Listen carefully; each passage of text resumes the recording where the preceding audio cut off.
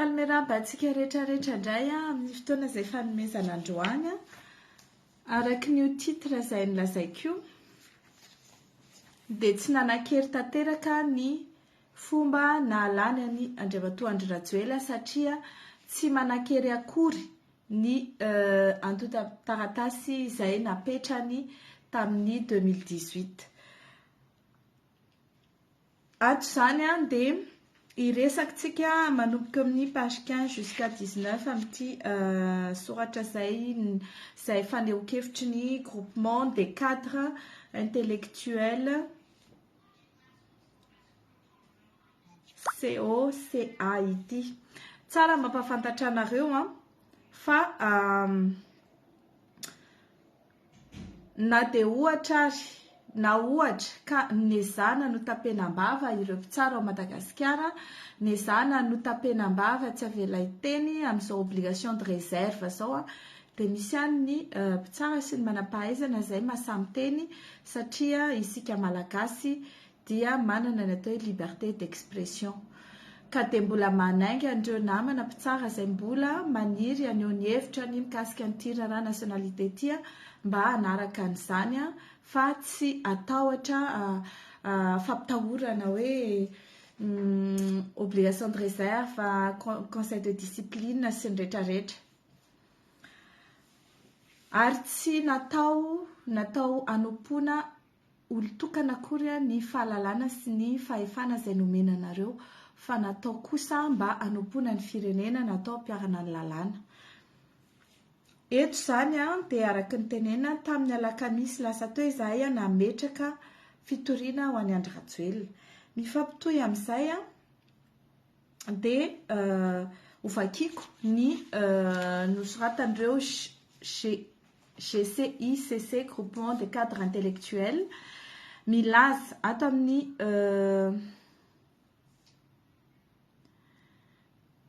1.2 une plainte contre Andry Rajoelina pour haute trahison ou violation grave de la Constitution. Zay zany anisan'ny zavatra azo atao.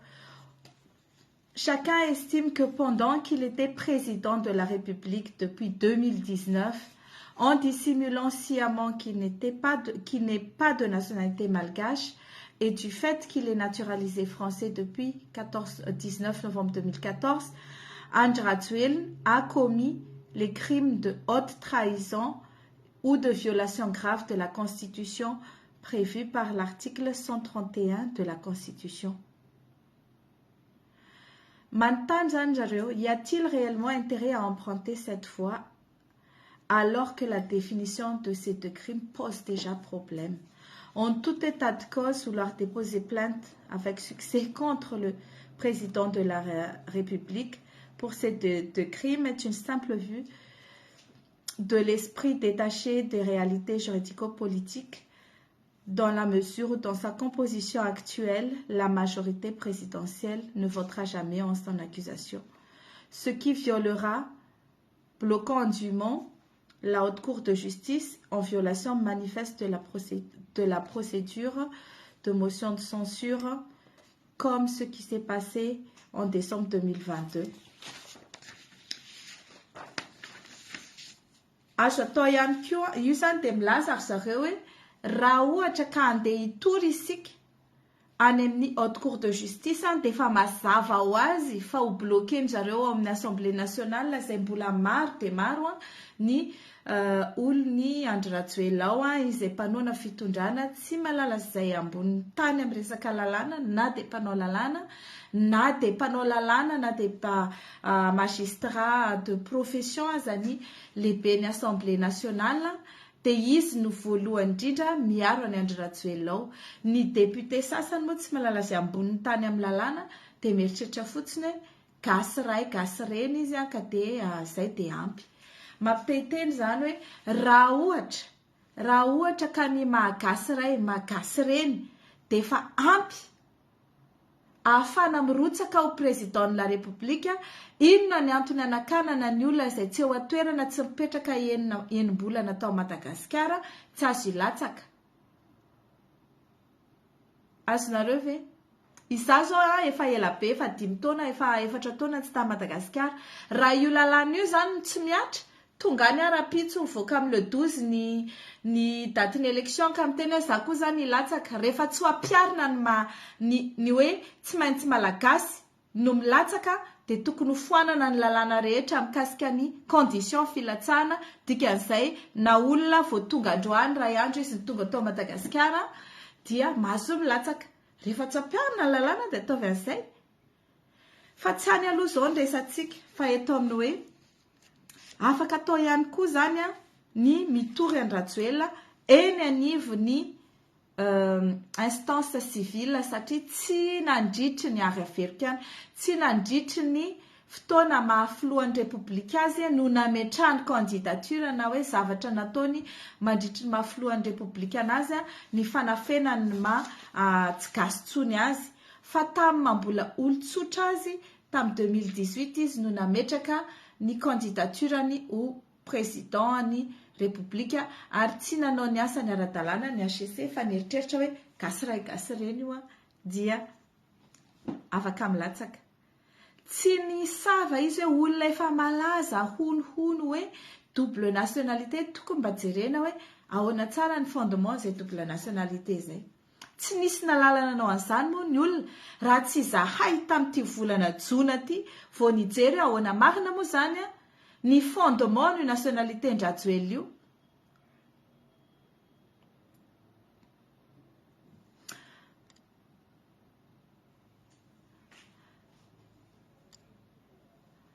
Tsy nisy nijery zany zavatra any tamin'ny 2018 nefa isika rehetra efa nafantatra efa naheno hoe double nationalité io.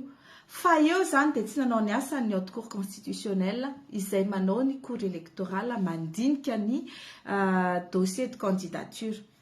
Eto indray zany dia andeha amin'izay hoe contestation de sa candidature à l'élection présidentielle zay tsika. Cette action est possible, comme il est déjà exposé ci-dessus, sous forme d'action de contestation de la nationalité d'André Rajoelina par un électeur inscrit auprès de la commission locale de recensement en établissant qu'il n'a pas la nationalité malgache exigée pour être inscrit sur la liste électorale en vertu de l'article 3 de la loi organique 2018-008 du 11 mai 2018. Ce qui permettra de constater sa qualité d'éligible, soit en soulevant qu'il n'a pas la nationalité malgache devant la cour électorale, laquelle doit trancher parce qu'elle a la plénitude de juridiction, comme il est expliqué ci-dessus. Mais tout dépend de la crédibilité de la justice saisie. Eo zany isika dia mametraka ihany koa hoe azo itokisana ve ny fitsarana. Tena mitsara araka ny rariny sy mihitsy ve ny fitsarana. Tena hanao ny asany araka ny tokony ho izy ve ireo mpitsara. Za moa zany dia miteny anisan'ny nafantaranareo anahy dia resaka hoe ampiaro ny lalàna, ajao ny lalàna, état de droit, lutte contre l'impunité, manana zo ny malagasy, manana andraikitra ny malagasy, manana zo ny vahoaka, manana andraikitra ny fanjakana, misy obligation ateraky ny fitondrana sy ny fananana fahefana ary misy zo anana ny vahoaka. Ny malagasy ao Madagasikara efa tsy manan-jo intsony. Efa navelany, efa tena hoe niabdike amin'izany zony. Izany ny malagasy noho ny ataon'ny mpitondra. Nandritry ny fotoana ny fadimby dia tsy omena zo ny malagasy fa miaina fotsiny eny. Isaky ny 5 taona izy ireo zay vao solicitena, zay vao antsoina avy ianareo zaraina t-shirt, zaraina vola, ampandizina ny spectacle mba hifidy indray. Mba mody atao mifidy akory fa tsy tena mifidy. Satria na tena iza na iza nofidianareo dia mbola afaka avadika hoe ihany na ihany ny lany eo. Dikan'izay very zo tanteraka isika malagasy. Nahoana isika malagasy no very zo? Satria ny fitsarana faratampony, ny fitsarana avo momba ny lalam-panorenana izay feno mpitsara, izay tokony anapaka ireprésente an'izany atao hoe pouvoir judiciaire. Maleo tena zany dia tsy maneho n'izay fahaleovantenan'izay. Tantaraiko zavatra nareo, ny zavatra nitranga tamin'ny 2018. Ty zany dia entre parenthèse kely. Tamin'ny 2018 dia tsara fantatrareo fa ny résultat nivoaka tamin'izany dia namoaka résultat ny CENI, résultat provisoire, izay milaza fa Andry Rajoelina no nandresy. Ny zavatra hitanay nefa dia mifamadika amin'izay fa Andriamatoa Ravalomanana no nandresy tao amin'ny QG teo a Bel-Air. Ny ezaka izahay ny démontrer nanao requête ny tadiny proof rehetrarehetra tao amin'ny CENI ary azonay zany proof rehetrarehetra zany nentina teny amin'ny HCC ary nandritry ny 7 andro nanomboka ny 28 teo amin'ny 10 jours teo nanomboka ny 28 décembre ka hatramin'ny 7 janvier dia nampafantarinay tamin'ny vahoaka malagasy rehetra tao Madagasikara, na tamin'ny alalan'ny Hainao Manjery, na tamin'ny anaran'ny radio, na tamin'ny anaran'ny gazety no ny zavatra hitanay, ny proof hitanay ary zany dia mbola ho asehoko anareo atoato anareo rehetrarehetra izay miazakazaka ho amin'ny fifidianana io. Nentina teny amin'ny HCC ary tadidiko mihitsy mbola nandefa ny dernière requête izahay milaza hoe mba mangataka izahay ho anareo amin'ny HCC ho verifiena reto bureau de vote misy eo amin'ny 1000 mahery nazahoana Andriamatoa Andry Rajoelina 100%, 85 à 116% de participation ary 100% Rajoelina ny fidianandreo. Satria izahay rehefa mahita ao aminay 7000 bureau de vote reo. Rehefa nojerena ny PV tao aminay dia misy tsy n'existe ireo bureau de vote reo.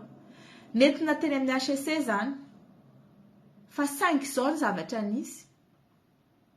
Ireo mpikambana tamin'ny HCC tamin'izany tompoko tsy nandray ny fitorianay. Nandray zareo fa tsy nirara iny le izy.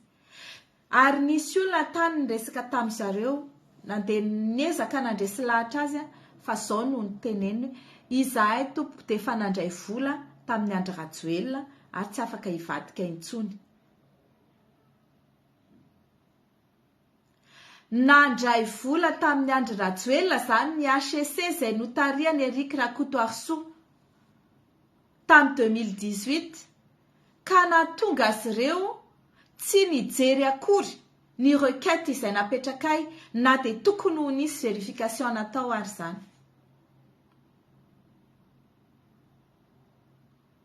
Azonareo an-tsaina ny zavatra nisy. Nanontaniana zareo ohatrinona ny vola niraisinareo dia nisy un certain montant amina miliara no niraisindreo ireo ary natahotra zareo rehefa hivoaka ty dity dia aleo ampisamborina fa nirsoerinay vo fa izy ny mety tsy anaiky anio satria Andriamatoa Ravalomanana efa nanaiky neutraliser zareo. Tsy haiko nandrahoana na nataony ahoana fa ny zavatra nisy dia hoe fa nirsono ampisambory ary le 8 janvier ivoaka ny résultat ny HCC dia izany nampisamborina voalohany. 5 za moa zany na any toerana na aty ivelany dia tsy voasambotra foana. Malahelo milaza aminareo fa tsy voasambotra anareo fa iverina amin'ity hoe juridiction compétente nefa tsy tena hoe manao onany zany tsy mitsahaka ny rariny sy nitsiny, manao déni de justice. Tsy manana intsony confiance amin'izany juridiction zany tsika malagasy, tsy manana intsony confiance amin'ny fitsarana isika noho n'inona atao verzony malagasy. Zotsika ny mifidy nefa rehefa avadika ohatran'izany ny safiditsika dia le fitsarana natao andidy sy anapaka hijery ny rariny sy nitsiny voavidim-bola dia mieritreritra izy satria izay efa nandray vola dia tsy afaka hivadika amin'izay intsony. raha milaza ireo mpikambana ny HEC tamin'izany don Eric Rakotoarso tsy tononoko eo toy iza daholo zareo fa ho tenentsika amin'ny andro manaraka iza daholo mpikambana amin'ny HEC ary avoakatsika ireo izy rehetrarehetra nandray vola tamin'izany izy rehetrarehetra sans exception dia anjarantsika voaka no mitsara fa hitantsika amin'izao Andriamatoa Eric Rakotoarso dia tena hoe efa tena hoe mivadibadika mihitsy izy ao manenina tongotra matanana mahita ny zavatra misy sy ataon'ireo mpitondra izay napetrany eo amin'ny fitondrana satria ny HEC no nametraka ireo olo ireo tsaradrariny teo amin'ny fitondrana. Toizako ihany ny famakiana la crédibilité de la justice compétente.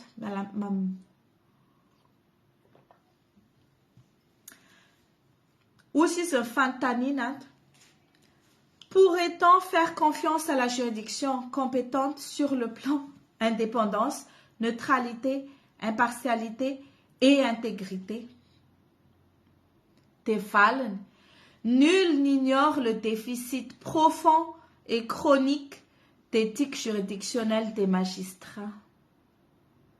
Jeunes, moins jeunes et vieux, se rapprochant de la retraite, des juridictions malgaches, juridictions de droit commun ou de la haute cour constitutionnelle.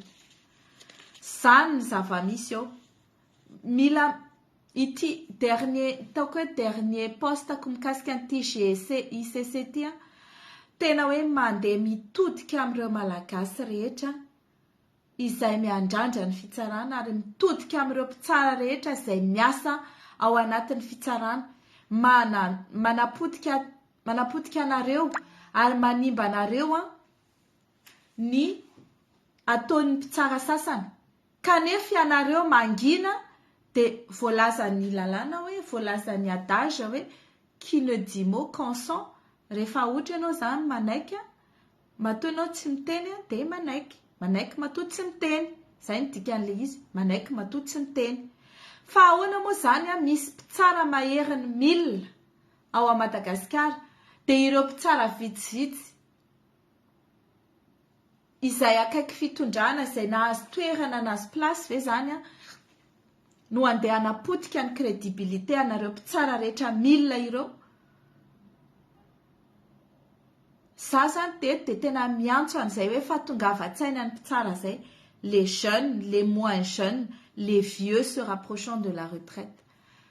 Mba tokony hivoaka par la grande porte nareo rehefa akaiky retraite. Ary nareo jeune mbola hoela dia volako lava kilalao mbola hoela vao vita ny carrière nareo. Ka izany rehetrarehetra izany dia tokony hamperitreritra hoe tsy androany ny andro fa tsy hanoatra ny Eric Rakotoarso io tsika hoe ndraisina aloha ny vola avy eo ateoriana memenina tsakijanona memenina tous les jours que Dieu fait. Za sura fa na amin'ny alina izy tsy matory fa enjehany eritreritra hoe takizay fa zao mbola tsy tara zao monsieur Eric Rakotoarso, mbola tsy tara zao anaovana mea culpa. Raha izao ianao no miteny hoe tena marina fa nisy tsy nety ny fomba nitsaranay na ny taratasy antota taratasy izay natao tamin'ny fifidianana iny na ny valim-pifidianana fa indrindra ity resaka nationalité any Andry Rajoelina ity. Raha izao ianao no miteny ny vavanao no miteny tena mifona ny vahoaka malagasy fa raha hitanay io dia izay tsy nanaiky ary zao dia miantso ny mpisolo toerana izay mandimby anao. Rakotoarso ihany koa ny anarany Florent Rakotoarso mba hamoaka ny didy tokony hivoaka milaza fa constaté fa rehefa nahazo nationalité française vahiny tamin'ny efapolo taona ny Andriamatoa Andry Rajoelina dia miatra avy hatrany article 42 ka noho izany tsy mahazo milatsaka intsony izy en vertu ny article 46 foana nul déclaré nul et non avenu ny firotsahany sy ny filatsahany ary ny fahalaminy. Izay zany no andrasako amin'ny Eric Rakotoarso raha ohatra ka mbola mba manana conscience kely izy ary za sura fa mbola manana conscience izy matoa izy enjehany eritreritra an'io. Ary za dia tena miteny raha ianao no manao an'izay amin'izao eo na ireo mpikambana amin'ny HCC amin'izao reo tsy mahasamandà reo, tsy mahasamandà reo satria ianao no milaza an'ilay izy dia ireo amin'izay manaraka fotsiny. Tena marina izany fa izay tsy te ho tratra farany eto satria ho tratra farany eny ianareo. Ho tratra farany.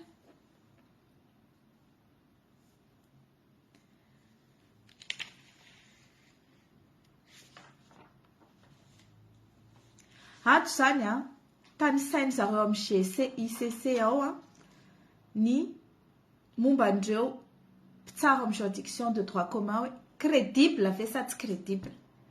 Les chefs de juridiction de première instance et de la cour d'appel Antananarivo sont choisis par Mame Ravatmanga, homme d'affaires louche, tout puissant, craint par le président Andry Rajoelina parce qu'il a financé la campagne électorale de 2018 de ce dernier et financera celle de décembre 2023.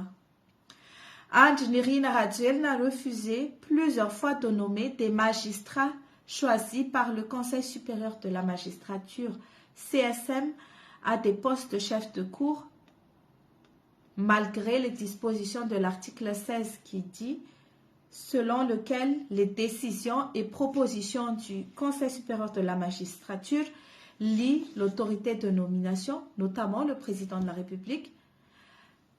Mais Andry Rajoelina a refusé de nommer ces magistrats pour se plier à la volonté de Mame Ravatmanga, qui déléguide toutes les décisions judiciaires dans les affaires sensibles ou grands dossiers par l'intermédiaire de sa secrétaire générale du ministère de la Justice.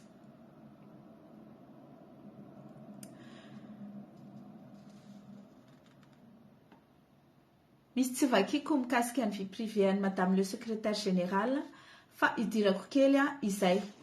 Amin'izao tsika miteny izao tadidinareo ngamba ny talohan'ny resantsika an'ity resaka nationalité ity dia nisy ny scandale izay nivoaka mikasika ny fitakiana vola tamin'ny Raisa. Amin'izao zany dia mangatsiatsika mihitsiny ny procureur général n'Antananarivo sy ny secrétaire général ministère en justice rehefa misy ity nationalité ity satria lasa tsy brakeny amin'ny zareo tsony ny projecteur sy ny caméra fa lasa ny Mandriamatoandro Rajoelina. Ohatrany hoe sauvé par le gang ihany zareo.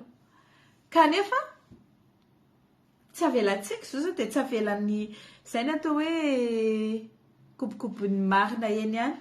Dia io zany zao fa dia mipoitra eny hoe anisany bras droit ny Mame Ravatmanga amin'ny fitsarana zany secrétaire général ny ministère en justice zany.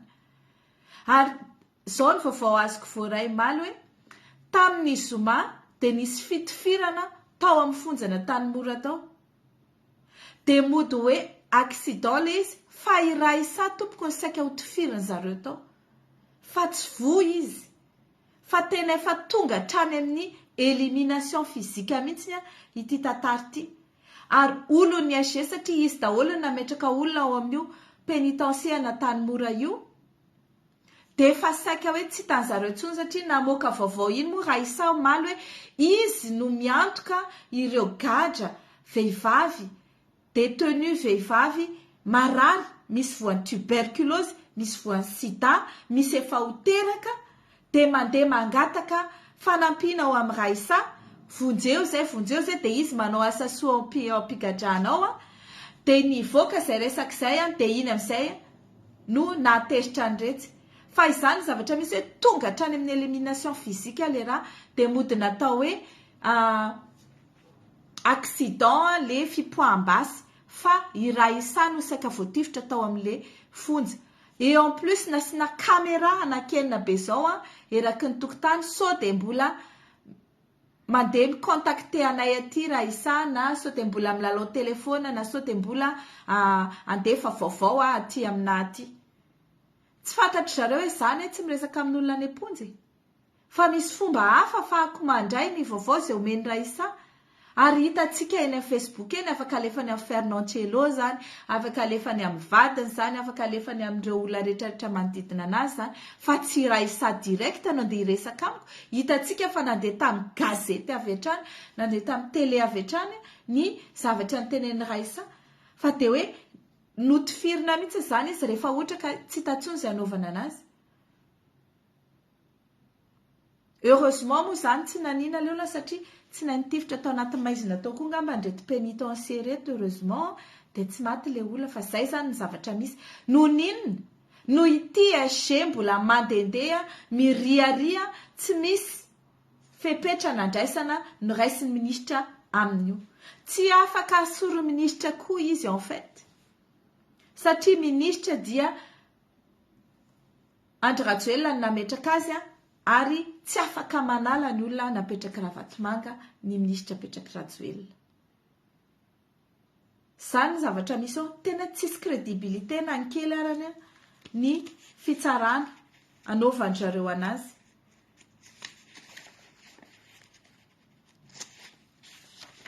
Mikasika antoizako ihany, au sein de la Cour suprême, les deux chefs de la Cour suprême, M. Benjamin Rakotomandimy, procureur général de la Cour suprême, io le lazaiko anareo hoe nanao rappel à l'ordre ny mpitsara rehetra tsy ahazo aneo hevitra nanao commentaire na réaction en Facebook. Et le premier président de la Cour suprême, Rana Robertson Rakotonaval, le procureur général de la Cour d'appel Antananarivo, Madame Bertine, championne de la corruption et magistrate au sol de Mam Ravatomanga. Efa de notoriété publique mihitsy le raha, tsisy tsy malala an'izany. Sans que le CSM, composé pour la plupart de membres corrompus et malléables, ne réagisse. Mietsy koa nareo amin'ny CSM fa voateny daholo. Ity androany ity zany dia tena hoe ny fitsarana ray manontolo no voateny. Ahoana ny crédibilité anareo?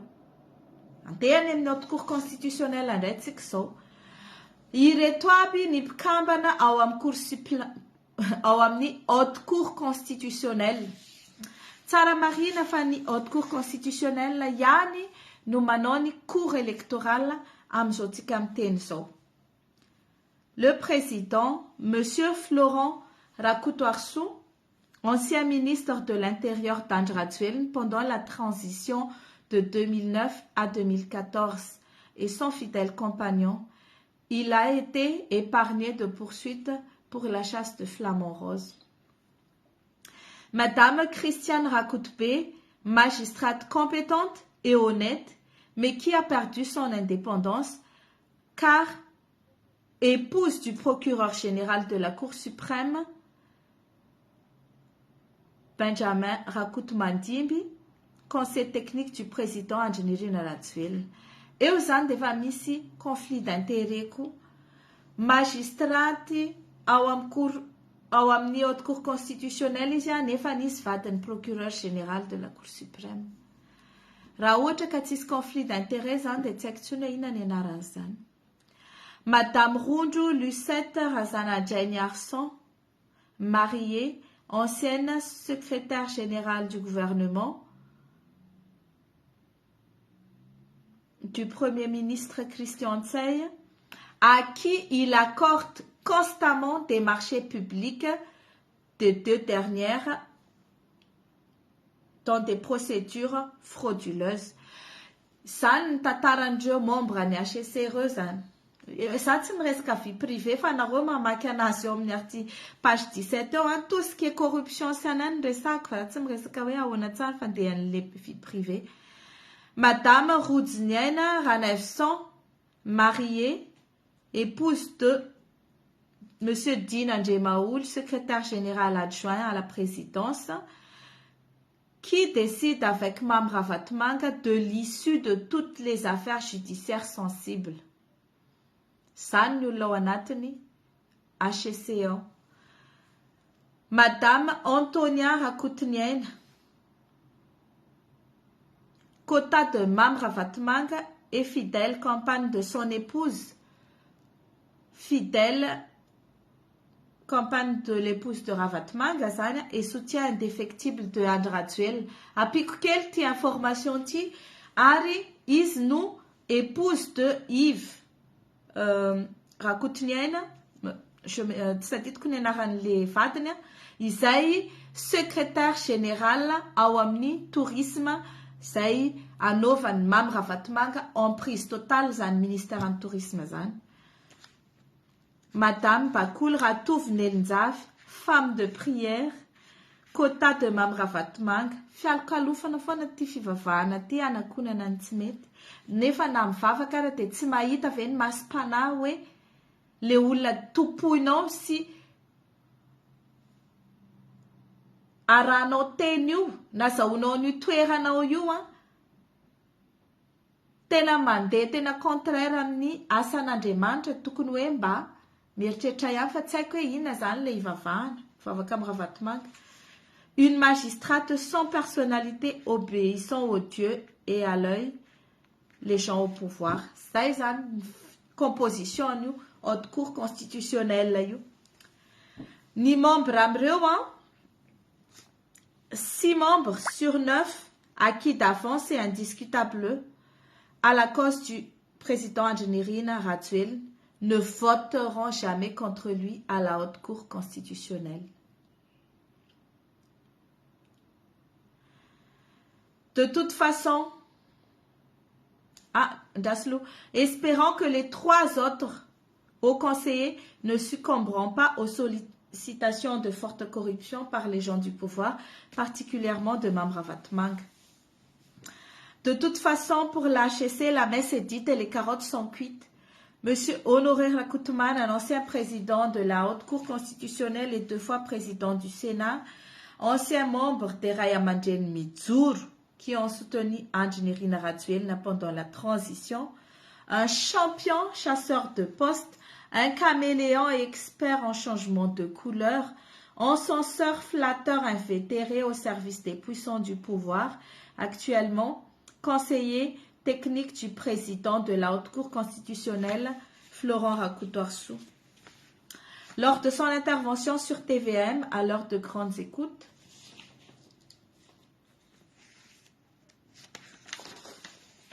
le soir du 23 juin 2023, s'il vous plaît, par une interprétation déformante et purement tendancieuse des articles 42 et suivants du Code de nationalité, concluait qu'il faut un décret gouvernemental pour autoriser la perte de nationalité à l'article 42 et que Andjenirina Rajoelina est éligible à la prochaine élection.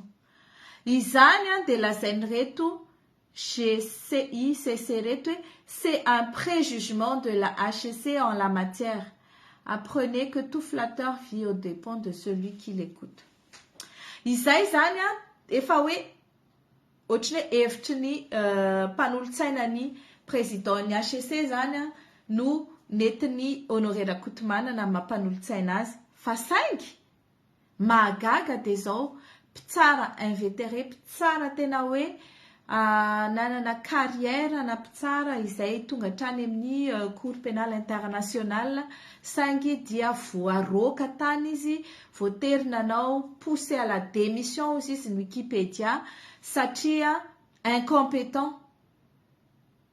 Hita hatrany ivelany tany zany ny incompétence any dia nefa magaga dia mbola tsay any izy mipetraka mba maka retraite fa mbola mandeha teniteny milaza fa mbola mila décret koa io article 42 io. Tsy haiko hoe taiza izy namorona an'izany fa ny zavatra misy dia ny article 42 dia maleo tena ary raha misy ny didim-pitsarana tokony hivoaka amin'io dia tsy décret fa didim-pitsarana miconstaté ny application ny article 42.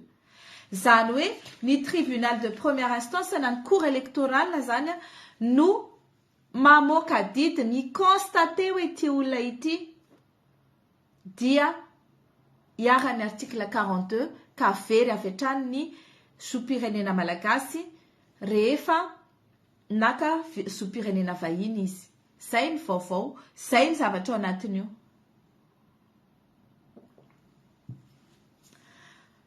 feny zany rehetrarehetra zany zany a dia ozy izy ry zareo amin'ny GCICC zay ovakiko aminareo. En fin de compte, aucune juridiction n'est crédible à Madagascar pour manque prouvé d'indépendance, de neutralité et d'intégrité des magistrats. Si des magistrats contestent cette affirmation, qu'ils prouvent leur crédibilité. Mitodika any aminareo tsara zany ny raha zao dia hoe raha ohatra nareo ka mandahany zany hoe tsy indépendant ianareo, tsy hoe indépendant ianareo a, neutre ianareo a, intègre ianareo, dia porofoy amin'ny vahoaka zany. Porofoy fa mbola misy mpitsara indépendant, porofoy fa mbola misy mpitsara neutre, ary porofoy fa mbola misy mpitsara intègre. Fa raha tsy manaporofo an'izay nareo a, dia mampalahelo fa dia izay zany no hitsaran'ny olona nareo. Nefa za sura fa tsy marina 100% zany. Ireo olona vitsivitsy izay manana toerana no dépendant total, partial total, ary tsy manana crédibilité intsony, fa ireo mpitsara izay mangina mikourber les chines mbola misy intègre, mbola misy neutre, mbola misy masamby joro fa izay fasahiana zay sisa nondrasana aminareo.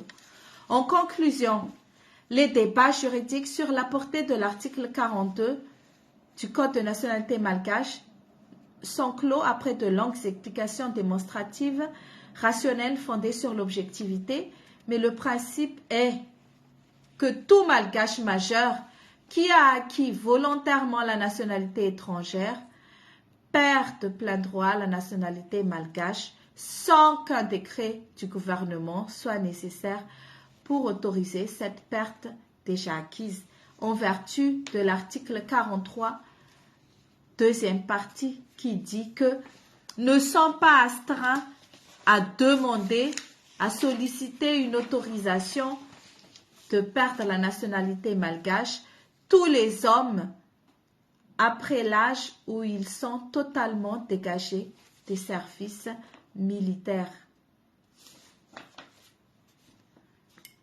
Izany dia mamarana ny zavatra tenenin zareo. Ary mbola pino hoe la mise en œuvre de ce principe pour servir et valoir ce que de droit peut cependant requérir l'intervention de la juridiction compétente. C'est sur ce point crucial que le bas blesse, pour cause le manque de crédibilité des magistrats des juridictions compétentes. Ce principe de perte de plein droit de nationalité malgache risque de finir à dessein dans une cacophonie juridique, d'être vidé de son contenu et ne produire aucun effet, sauf si les citoyens épris de justice et de patriotisme font diligence pour que tout candidat à la prochaine élection présidentielle, comme Andry Rajoelina, pour avoir choisi volontairement la nationalité étrangère, ne puisse être éligible. Et au kosa aloha dia tsy itovizako hevitra amin'ny GCICC. Tsy hiandry any amin'ny élection manaraka itsika vao ilaza hoe tsy mahazo milatsaka intsony Rajoelina na izay olona tsy manana nationalité malagasy, fa izao isika citoyen crédible, isika tia tanindrazana, isika izay mandala ny lalàna sady mandala an'izany zoam-pirenena malagasy zany, izay tsika mandala an'izany zoany vahoaka malagasy zany, anana mpitondra malagasy, isika rehetra no miara tsy manaiky, miara mitaky, miara mametraka, fa tsy manan-kery ny filatsahany Andry Rajoelina tamin'ny 2018 ka noho izany dia tsy manan-kery ary tsy filohan'ny repoblika intsony izy nanomboka tamin'ny fotoana nahitana fa very tanteraka filohan'ny mahazo-pirenena malagasy azy. Very tanteraka koa zany mahafilohan'ny repoblika azy rehefa tsy mahafeno an'izay fepetra ny article 46 zay. Ka aza miraviravy tanana isika aza mieritreritra hoe isy mirakla eo, aza mieritreritra hoe isika angina fa ifanirisoa hiado atsika, aza mieritreritra hoe isika angina fa hiandrin-drariny eto. Fa mila mihetsika tsika, mila miomana, mila mitrotra, mila nandefa pétition zahay ihany enveriko le pétition. Raha mahatratra atsika marobe manao ny pétition io dia afaka ampiarahanay amin'ny plainte izay ataonay io à tous les niveaux, na ny any toerana na ny aty ivelany. Raha ohatra ka tonga saina ho antsika nareo izay manana havana mpitsara, nareo izay mpitsara mihaino an'izao zavatra teneniko izao, be dia be ny mpitsara manaraka ny zavatra teneniko hoe masahiry ianareo mijoro, na tsy sara minisitra anareo, na tsy sara ny président ny syndicat-nareo, ianareo tompoko manana ny maha olombelona anareo mba raiso ny andraikitra, raiso ny adidy, ary tokony hijoro. Mbola miantso any Andriamatoa Jean-Éric Rakotoarisoa ihany okarenao mba hanao amende honorable amin'ny vahoaka malagasy tamin'ny nanekenareo ny osoka bevava nitranga tamin'ny 2018 ka ankehitriny itenenanao publiquement manao mea culpa mikasika ty nationalité ty sy mikasika ny osoka izay nitranga tamin'ny 2018. Fa raha manao izany ianao dia mahavitra n'ity fireneny ity ilay izy any aminao ny mason'izao tontolo izao Monsieur Jean-Éric Rakotoarisoa. Ary za dia miteny fa hipetraka ao anatin'ny tantara hoe ianao dia nanao amende honorable teo mason'ny vahoaka malagasy raha ataonao zany zavatrany. Saingy tsy haintsika moa hoe inona zany no ataony. Izay ny zavatra tiako nitenenina androany fa te hiteny kely fa fiantsoana ny olona hanao prise de conscience ihany moa zany no ataoko eto ankoatran'ny procédure judiciaire izay ataonay. Tsy naheno ny teny mihitsy ramatoa izay première dame tamin'ity raharaha ity. Hitantsika ao anatin'ity taratasy nosoratany GCICCT fa ireo olona izay nitsangana niaro an'Andriamatoa Andry Rajoelina dia olona tsy faseho masoandro. Na izara tsy nasa na maky apahabe maso ireo voalaza mikasika ny ireo vehivavy ireo. Dia nefa ireo olona ireo no manodidina ny Andriamatoa Andry Rajoelina dia tsy mba mieritreritra ve na ray minitra arany ity ramatoa mialy Rajoelina mba hoe sao dia mba manorovoana anay mianakavy ireto olona ireto ary olona tsy credible ohatran'ireo daholo ve no manodidina nyity vadiny ity, sao dia ireo no mahatonga zareo mandeha manao manao manorovoana, manao conseiller du diable ao ka mampatonga azy tsy mbola ho tonga sainy ka za zany dia miantso any ramatoa mialy Rajoelina. Ianao no itodian'ny vahoaka malagasy everin'ny olona fa mety mbola mba misy conscience kely ihany. Maninona re raha tenenao ny vadinao idémissionna alohan'ny zavatra rehetra. Maninona raha tenenao izy, raha mba tenenao izy mba okizay ny fienonany reto mauvaise langue manodidina anao ireo izay olona tsisy credible daholo ireo be raha atao be dossier be casserole ka mba aleotsika manaja tena mametrahy anao démission dia mijanona atsika amin'ny nationalité française atsika mipiripirina any amin'ny rehetrarehetra. Fa raha izao ny persiste isina mbola andeha hitondra ny firenena izay tsy hanananao droit ny titre io dia mety zavatra hafa no efarany.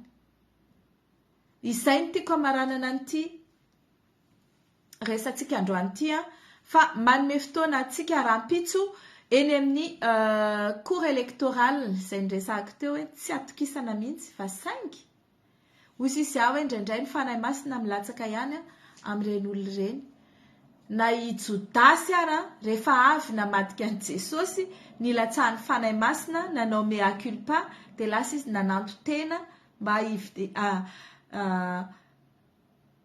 hampandry ny sainy dia aleony izy namony tena satria natsapa tena izy hoe tsy netiny nataony ka za kosa zany dia manantena hoe mbola misy fanahy masina mety hilatsaka ihany amin'ireo HCC ireo ka dia ho tonga eny zany ny mpikambana rehetra amin'ny ADM any Madagasikara izay tratrantso ny avocat ny RMDM sy ny ADM any Madagasikara ary hiaraka amin'izany koa ireo ancien candidat tao anatin'ny collectif des candidats 2018 izay tratrantso ametraka requête Andry Rajoelina izay no atao rapitso. Zay ara fa dia mametraka ny veloma mandram-piona sy ny fisaorana ho antsika rehetrarehetra hatrany ka dia rapitso indray ny fotoana antsika manaraka mandram-piona ary.